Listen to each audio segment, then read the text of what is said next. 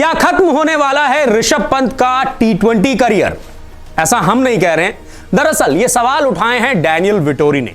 New Zealand के पूर्व कप्तान डैनियल विटोरी का मानना है कि ऋषभ पंत जिस तरीके से इन दिनों टी20 क्रिकेट में बल्लेबाजी कर रहे हैं, उससे ऐसा भी हो सकता है कि कुछ समय के बाद उनका टी20 करियर खत्म हो जाए। ऐसा डैनियल विटोरी क्यों कह रहे हैं? डैनियल विटोरी का मानना है कि ऋषभ पंत को जितने मौके मिल रहे हैं वो उनका पूरा फायदा नहीं उठा पा रहे हैं। वो जिस अंदाज में खेलते हैं, कभी वो बिल्कुल ही डिफेंसिव मोड में आ जाते हैं, कभी वो बिल्कुल ही अटैकिंग मोड में आ जाते हैं। तो उनको एक स्टाइल जो है वो अपनाना पड़ेगा, या तो वो डिफेंसिव स्टाइल में आए या बिल्कुल ही जो उनका अटैकिंग स्टाइल है, जो उनका नेचुरल स्टाइल है, उसमें खेलते हुए दिखाई दें। ऐसा डैनियल विटोरी का इसलिए भी कहना है क्योंकि न्यूजीलैंड के खिलाफ अगर आप टी20 सीरीज में ऋषभ पंत का प्रदर्शन देखेंगे तो पहले मैच में उन्होंने बनाए थे 17 रन, उसमें नॉट आउट रहे थे, विनिंग शॉट लगाया था। दूसरे मैच की बात करेंगे तो दूसरे मैच में भी नॉट आउट रहे थे, 12 रन बनाए थे। जिमी नीशम की आखिरी 2 गेंदों पर 2 छक्के लगाए थे, टीम इंडिया को जीत दिला दी थी। लेकिन तीसरे मैच में जब टीम इंडिया ने टॉस जीतकर पहले बैटिंग करने का फैसला किया था, टीम इंडिया मुश्किल सिचुएशन में थी, वहां पर ऋषभ पंत से उम्मीद थी कि वो एक बड़ी पारी खेलेंगे। लेकिन तीसरे मैच में क्या हुआ? वो 4 रन बनाकर आउट हो गए। तो यहां पर डैनियल विटोरी ने अब ऋषभ पंत पर सवाल उठाए हैं कि जब जब टीम इंडिया मुश्किलों में होती है, जब टीम इंडिया मुश्किलों में फंसी होती है, तो वहां पर ऋषभ पंत जो है वो अपना अटैकिंग मोड नहीं दिखा पाते हैं, वो टीम इंडिया के लिए रन नहीं बना पाते हैं, वो मुश्किलों से उबार नहीं पाते हैं। और एक अच्छा खिलाड़ी वही होता है जो सिचुएशन के हिसाब से बल्लेबाजी करे, अपनी टीम को मुश्किल सिचुएशन से बाहर निकाले। लेकिन ऋषभ पंत के सामने जब जब ये मौके आते हैं वो फेल हो जाते हैं। चलिए आपको बताते हैं कि डैनियल विटोरी ने ऋषभ पंत को लेकर सवाल क्यों उठाए हैं और क्या कहा है उन्होंने ऋषभ पंत के टी20 करियर को लेकर। डैनियल विटोरी का मानना है कि टी20 क्रिकेट में पंत ने अपनी लय अभी तक सही तरीके से नहीं पकड़ी है। उनको तो अभी तक अपनी भूमिका भी समझ में नहीं आई है, खासकर इस सीरीज के लिए तो बिल्कुल भी नहीं। कभी वो हद से ज्यादा संभल कर खेलते हैं तो कभी वो मैच में लापरवाह होकर बल्ला चलाते हुए नजर आते हैं। उनको देखने के बाद ऐसा महसूस ही नहीं होता कि उनको अपना रोल समझ में आ रहा है। जब आप किसी महान टी20 बल्लेबाज को बैटिंग करते देखते हैं तो सब कुछ उसकी लय और बल्ले के फ्लो पर निर्भर करता है, और उससे भी अहम होता है कि खिलाड़ी किस रिदम में है। रिदम अच्छा होगा तो आप अच्छी तरह से अपने शॉट्स लगा पाएंगे। लेकिन पंत को देखकर लगता है कि उन्हें अभी तक यह हासिल नहीं हो पाया है। तो इसका मतलब ये साफ है कि डैनियल विटोरी ने यह कहा है कि ऋषभ पंत को अपने रोल को समझना होगा। तो इसका मतलब साफ है कि डैनियल विटोरी का यह मानना है कि ऋषभ पंत जो हैं अभी तक अपने रोल को ठीक तरह से नहीं समझे हैं। और वाकई में ही अगर आप ऋषभ पंत के टी20 करियर पर नजर डालेंगे तो अभी तक वो काफी लंबे समय से टीम इंडिया के साथ खेल रहे हैं। लेकिन अगर जिम्मेदारी भरी पारियों की बात करेंगे तो आपको 2 या 3 ही नजर आती हैं। अगर हम टी20 इंटरनेशनल करियर में ऋषभ पंत के आंकड़ों पर नजर डालें तो आप देख सकते हैं कि ऋषभ पंत ने अभी तक 41 टी20 इंटरनेशनल मैचेस खेले हैं, उसमें उन्होंने 623 रन बनाए हैं और सिर्फ 2 बार 50 का आंकड़ा जो है वो उन्होंने छुआ है। औसत की बात करेंगे तो 23 से ज्यादा का उनका औसत है। तो यहां पर डैनियल विटोरी ने यह सवाल इसलिए भी उठाए हैं कि जब जब टीम इंडिया को जरूरत होती है, यानी कि अगर टीम इंडिया का टॉप ऑर्डर किसी मैच में नहीं चल पाता है और ऋषभ पंत पर वो जिम्मेदारी आती है तो वो बड़ा स्कोर नहीं बना पाते हैं, वो खुद भी आउट हो जाते हैं और टीम इंडिया की मुश्किलें और ज्यादा बढ़ाकर वापस लौट जाते हैं। जैसा कि तीसरे टी20 मैच में हुआ, आपको याद ही होगा कि टीम इंडिया के जल्दी विकेट गिर गए थे, सूर्य कुमार यादव भी आउट हो गए थे, ईशान किशन भी जल्दी आउट हो गए थे। ऋषभ पंत से उम्मीद थी कि वो रन बनाएंगे, लेकिन वो भी 4 रन बनाकर आउट हो गए। और इसी वजह से अब डैनियल विटोरी ने ऋषभ पंत पर सवाल उठाए हैं। उन्होंने कहा है कि ऋषभ पंत को संभलना होगा, सीखना होगा, नहीं तो बहुत जल्द ही उनका टी20 करियर जो है वो खत्म हो सकता है। अगर आपको हमारा ये वीडियो पसंद आया है तो इसे लाइक और शेयर जरूर कीजिए, और हां, हमारे चैनल को सब्सक्राइब और फॉलो करना मत भूलिएगा ताकि आप क्रिकेट की कोई भी खबर मिस ना करें। चाहे स्पोर्ट्स की ब्रेकिंग न्यूज हो या क्रिकेट का कोई अपडेट, प्लेयर्स की मस्ती हो या हो मैदान का लाइव एक्शन, हर वीडियो मिलेगा न्यूज 24 स्पोर्ट्स पर। हम कंट्रोवर्सीज भी मिस नहीं करते, तो जुड़िए हमारे साथ और देखते रहिए न्यूज 24 स्पोर्ट्स। टी20 सीरीज खत्म होने के बाद अब टीम इंडिया के सामने है टेस्ट की चुनौती, और यह टेस्ट सीरीज होगी 2 मैचों की, वो भी न्यूजीलैंड के खिलाफ ही होगी। और पहला टेस्ट मैच खेला जाएगा 25 नवंबर को कानपुर के ग्रीन पार्क स्टेडियम में। लेकिन इस पहले मुकाबले में टीम इंडिया के सामने 2 बड़े सवाल हैं, क्योंकि रोहित शर्मा को टेस्ट सीरीज से आराम दिया गया है, वहीं विराट कोहली पहला टेस्ट मैच नहीं खेलेंगे। ऐसे में अजिंक्य रहाणे आपको कानपुर के ग्रीन पार्क स्टेडियम में टीम इंडिया की कप्तानी करते हुए नजर आएंगे। लेकिन इस पहले मुकाबले से पहले रोहित शर्मा के ना होने से और विराट कोहली के ना होने से टीम इंडिया के सामने दो सवाल हैं और अब टेस्ट होगा अजिंक्य रहाणे और राहुल द्रविड़ की जोड़ी का। इनके सामने सवाल बड़े हैं कि कौन लेगा इन दोनों दिग्गजों की जगह, क्योंकि देखिए लोकेश राहुल के साथ ओपनिंग करने कौन आएगा, ये बड़ा सवाल है। नंबर 4 पर विराट कोहली की जगह किसे मौका मिलेगा, ये उससे भी बड़ा सवाल है। तो चलिए आपको बताते हैं कि क्या हो सकता है कानपुर टेस्ट मैच के लिए टीम इंडिया का कॉम्बिनेशन और राहुल द्रविड़ और अजिंक्य रहाणे की जोड़ी जो है वो कौन कौन से खिलाड़ी को इस टेस्ट मैच की प्लेइंग 11 में शामिल कर सकती है रोहित और विराट की जगह। देखिए अगर आप कानपुर का इतिहास देखेंगे तो यहां पर टीम इंडिया का रिकॉर्ड शानदार है। टीम इंडिया ने 22 मुकाबले खेले हैं, 7 जीते, 3 में टीम इंडिया को हार का सामना करना पड़ा है।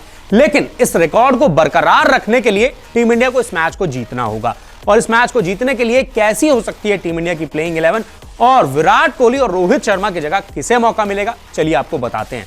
दरअसल अगर आप देखेंगे तो ओपनिंग के लिए यानी कि रोहित शर्मा की जगह लेने के लिए लोकेश राहुल के साथी के लिए एक स्लॉट खाली है और इसके लिए टीम इंडिया के पास हैं 2 दावेदार। एक तरफ है मयंक अग्रवाल, दूसरी तरफ है शुभमन गिल। अगर आप मयंक अग्रवाल और शुभमन गिल के रिकॉर्ड देखेंगे तो जाहिर तौर पर मयंक अग्रवाल का रिकॉर्ड बेहतर दिखाई देता है, क्योंकि देखिए मयंक अग्रवाल ने अभी तक भारत के लिए 14 टेस्ट मैच खेले हैं, वहीं शुभमन गिल ने 8 टेस्ट मैच खेले हैं। मयंक अग्रवाल ने 14 टेस्ट मैचों में 1052 रन बनाए हैं, तो वहीं शुभमन गिल ने 8 टेस्ट मैचों में बनाए हैं 414 रन। औसत देखेंगे तो भी मयंक अग्रवाल का बेहतर है। मयंक अग्रवाल ने 3 हाफ सेंचुरी और 4 शतक लगाए हैं, वहीं शुभमन गिल ने 3 हाफ सेंचुरी लगाई है, सेंचुरी वो नहीं लगा पाए। तो ये रिकॉर्ड, ये आंकड़े दिखाते हैं कि मयंक अग्रवाल जो हैं वो इस रेस में थोड़ा सा आगे दिखाई दे रहे हैं। अगर हम हालिया फॉर्म की बात करें तो वहां पर भी मयंक अग्रवाल थोड़े से आगे दिखाई देते हैं। टीम इंडिया ने आखिरी टेस्ट सीरीज खेली थी इंग्लैंड में, उससे पहले इंग्लैंड की टीम भारत आई थी और उसमें शुभमन गिल को ओपनिंग करने का मौका मिला था। उस सीरीज में उनका प्रदर्शन कुछ खास नहीं रहा था। उसके बाद वर्ल्ड टेस्ट चैंपियनशिप के फाइनल में भी शुभमन गिल को मौका मिला था, वहां पर भी वो बड़ा स्कोर बनाने में नाकाम रहे थे।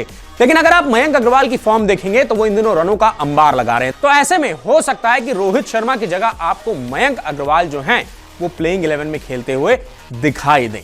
चलिए अब बात कर लेते हैं दूसरे सवाल की, कौन लेगा विराट कोहली की जगह। उसके लिए भी टीम इंडिया के सामने 2 ऑप्शन है। एक है श्रेयस अय्यर जो कि अभी तक अपना टेस्ट डेब्यू नहीं कर पाए हैं, वहीं दूसरी तरफ है शुभमन गिल। शुभमन गिल मिडिल ऑर्डर में भी बैटिंग कर सकते हैं और उनको इंटरनेशनल क्रिकेट खेलने का एक्सपीरियंस भी है। तो ऐसे में टीम इंडिया के सामने नंबर 4 पर खेलने के लिए भी 2 ऑप्शन है। एक तरफ होंगे श्रेयस अय्यर, दूसरी तरफ होंगे शुभमन गिल। लेकिन मुझे लगता है कि श्रेयस अय्यर आपको विराट कोहली की जगह खेलते हुए दिखाई दे सकते हैं। मैं ऐसा इसलिए कह रहा हूं क्योंकि फर्स्ट क्लास क्रिकेट में उनका जो रिकॉर्ड है वो काफी शानदार है। उन्होंने इंडिया ए के लिए भी कई मैचेस खेले हैं, मुंबई के लिए भी खेलते हुए उन्होंने कई मुकाबले जो हैं वो अपनी टीम को जिताए हैं। चलिए आपको श्रेयस अय्यर के फर्स्ट क्लास रिकॉर्ड के बारे में बताते हैं ताकि आपको अंदाजा लग जाए कि मैं क्यों कह रहा हूं कि नंबर 4 पर श्रेयस अय्यर आपको खेलते हुए दिखाई दे सकते हैं। अगर आप श्रेयस अय्यर के फर्स्ट क्लास रिकॉर्ड की बात करेंगे तो श्रेयस अय्यर ने अभी तक 54 मुकाबले जो हैं वो खेले हैं, उसमें 4592 रन बनाए हैं, 52 से ज्यादा का उनका औसत है और उस 52 से ज्यादा के औसत में उन्होंने 23 बार हाफ सेंचुरी लगाई है और 12 शतक लगा चुके हैं। तो ऐसे में मुझे लगता है कानपुर टेस्ट मैच में जो टीम इंडिया की प्लेइंग 11 होगी उसमें रोहित शर्मा की जगह आपको मयंक अग्रवाल लेते हुए दिखाई देंगे, वहीं विराट कोहली की जगह खेल सकते हैं श्रेयस अय्यर। अगर आपको हमारा ये वीडियो पसंद आया है तो इसे लाइक और शेयर जरूर कीजिए और हां, हमारे चैनल को सब्सक्राइब और फॉलो करना मत भूलिएगा ताकि आप क्रिकेट की कोई भी खबर मिस ना करें। चाहे स्पोर्ट्स की ब्रेकिंग न्यूज हो या क्रिकेट का कोई अपडेट, प्लेयर्स की मस्ती हो या हो मैदान का लाइव एक्शन, हर वीडियो मिलेगा न्यूज 24 स्पोर्ट्स पर। हम कंट्रोवर्सीज भी मिस नहीं करते, तो जुड़िए हमारे साथ और देखते रहिए न्यूज 24 स्पोर्ट्स। एक सवाल है जो भारतीय क्रिकेट फैंस के मन में काफी लंबे समय से उठ रहा है और वो सवाल है कि आखिर कब खत्म होगा विराट कोहली के शतकों का सूखा, क्योंकि 2 साल हो गए हैं विराट कोहली के बल्ले से कोई सेंचुरी नहीं निकली है। आखिरी शतक जो उन्होंने लगाया था वो 2019 में लगाया था बांग्लादेश के खिलाफ डे नाइट टेस्ट मैच में। उसके बाद से विराट कोहली के शतकों का सूखा ऐसा शुरू हुआ कि खत्म होने का नाम ही नहीं ले रहा। अगर आप देखें तो 23 नवंबर 2019 को विराट कोहली ने अपनी आखिरी सेंचुरी लगाई थी और आज है 23 नवंबर 2021।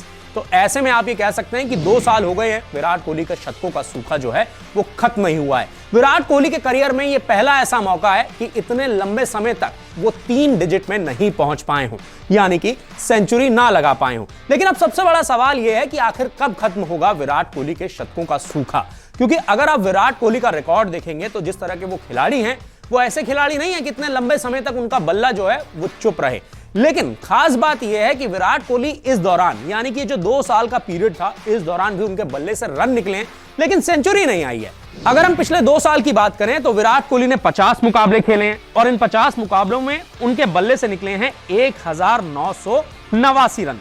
इस दौरान उन्होंने 20 हाफ सेंचुरी भी लगाई है, यानी कि 20 बार उन्होंने 50 का आंकड़ा भी पार किया है, लेकिन सेंचुरी नहीं लगा पाए हैं। और अगर आप इस दौरान उनके औसत की बात करेंगे तो 40 से ज्यादा का औसत रहा है उनका। तो ऐसे में यह बात तो साफ है कि विराट कोहली के बल्ले से रन निकल रहे हैं, लेकिन सेंचुरी नहीं बना पा रहे हैं।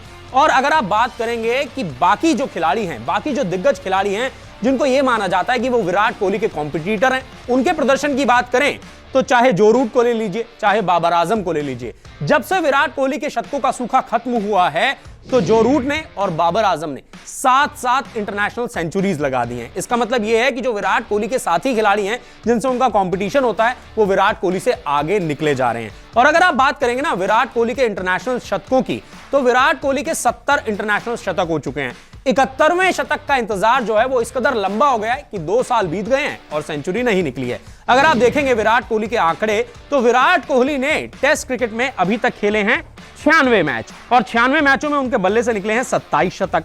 वहीं अगर हम वनडे क्रिकेट की बात करें तो 254 मैच में उन्होंने 43 शतक जो हैं वो लगाए हैं, और अगर आप इन दोनों को जोड़ देते हैं तो ये बनते हैं 70 शतक। इसीलिए हम कह रहे हैं कि 71वें शतक का इंतजार जो है ना विराट कोहली के, वो काफी लंबा हो गया और अब फैंस बेसब्री से इंतजार कर रहे हैं कि आखिर कब विराट कोहली जो है वो 100 बनाएंगे, दोनों हाथ उठा के, अपना बल्ला उठा के 71वें शतक का जश्न मनाएंगे। लेकिन अगर आप ये देखें कि विराट कोहली का बल्ला तो नहीं चल रहा है, लेकिन उनके साथी भारतीय खिलाड़ी जो हैं, इस दौरान उनमें सबसे ज्यादा शतक किसने लगाए हैं, तो इनमें नाम आता है लोकेश राहुल का और रोहित शर्मा का।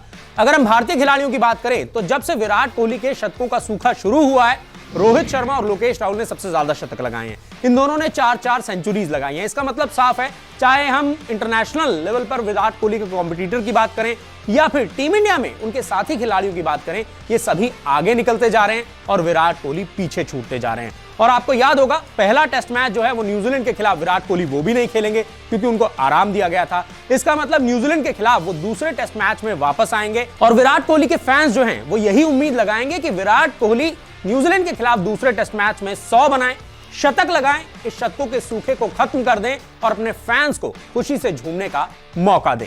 अगर आपको हमारा ये वीडियो पसंद आया है तो इसे लाइक और शेयर जरूर कीजिए, और हां, हमारे चैनल को सब्सक्राइब और फॉलो करना मत भूलिएगा ताकि आप क्रिकेट की कोई भी खबर मिस ना करें। चाहे स्पोर्ट्स की ब्रेकिंग न्यूज हो या क्रिकेट का कोई अपडेट, प्लेयर्स की मस्ती हो या हो मैदान का लाइव एक्शन, हर वीडियो मिलेगा न्यूज 24 स्पोर्ट्स पर। हम कंट्रोवर्सीज भी मिस नहीं करते, तो जुड़िए हमारे साथ और देखते रहिए न्यूज 24 स्पोर्ट्स। एक खिलाड़ी के लिए दौड़ना बहुत जरूरी होता है, लेकिन अगर आप एक खिलाड़ी हैं और आपसे यह कहा जाए कि अब आप नहीं दौड़ पाएंगे, तो सोचिए कि आपके दिल पर क्या गुजरेगी। ऐसा ही कुछ होने जा रहा है शोएब अख्तर के साथ। शोएब अख्तर जो है अब वो दौड़ नहीं पाएंगे। दरअसल शोएब अख्तर हमेशा ही अपने पूरी जिंदगी में अपने घुटनों से परेशान रहे हैं। जब वो इंटरनेशनल क्रिकेट खेलते थे तब भी परेशान रहते थे। आपको याद ही होगा कितने सारे इंटरव्यूज में उन्होंने बताया है कि उनके घुटनों में पानी भर जाता था, इंजेक्शन लगवाकर वो उन घुटनों से पानी को निकलवाते थे। लेकिन अब शोएब अख्तर ने डिसाइड कर लिया है कि वो अपनी नी इंजरी जो है इससे दूर हो जाएंगे। वो नी रिप्लेसमेंट कराने जा रहे हैं और इस बात का खुलासा खुद शोएब अख्तर ने किया है एक ट्वीट करके। शोएब अख्तर ने अपने दिल की जो टीस है उसको बयां किया है। आप ये ट्वीट देखिए।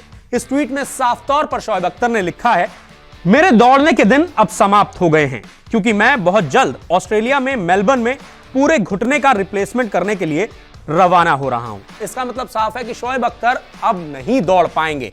और खास बात यह है कि यह ट्वीट शोएब अख्तर ने कब किया है, जब वो दौड़ लगाकर आए और थक गए, उसके बाद वो दौड़ नहीं पा रहे थे। उसके बाद उन्होंने वो पिक्चर क्लिक की। इस पिक्चर में साफ तौर पर दिखाई दे रहा है कि शोएब अख्तर रनिंग कर आए थे, फिर वो रुक गए, उनसे आगे नहीं दौड़ा जा रहा था। फिर उन्होंने ये फैसला किया कि अब वो अपनी नी रिप्लेसमेंट जो है वो करवा लेंगे। इसका मतलब साफ है कि शोएब अख्तर अब आगे कभी नहीं दौड़ पाएंगे। चलिए आपको बताते हैं कि शोएब अख्तर की बात हम क्यों कर रहे हैं। शोएब अख्तर की बात हम इसलिए कर रहे हैं क्योंकि शोएब अख्तर एक समय पर दुनिया के सबसे तेज तर्रार गेंदबाजों में से एक थे। अगर आप इंटरनेशनल लेवल पर सबसे तेज गेंद फेंकने के रिकॉर्ड की बात करें तो वो भी शोएब अख्तर के नाम है।